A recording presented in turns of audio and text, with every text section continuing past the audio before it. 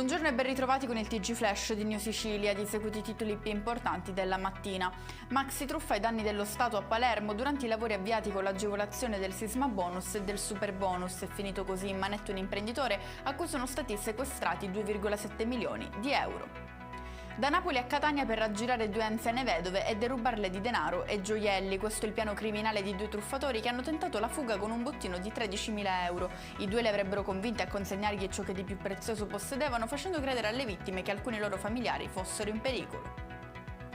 Finiscono in una scarpata a Monte Pellegrino a Palermo due giovani fidanzati che dopo aver raggiunto la parte più alta del monte stavano tornando a casa. L'automobilista, un 18enne, avrebbe perso il controllo del mezzo su cui viaggiava anche la fidanzata di 16 anni. Dopo i soccorsi sono stati trasferiti all'ospedale Villa Sofia.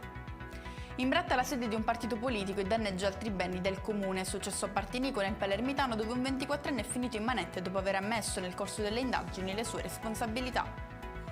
Eseguito con successo un complesso intervento al Policlinico Paolo Giaccone di Palermo, dove è stato asportato un tumore di oltre 24 kg che occupava gran parte dell'addome del paziente, comprimendo diversi organi vitali. E con questo è tutto, prossimo appuntamento più tardi alle 19:30. Grazie per averci seguito, buon proseguimento di giornata.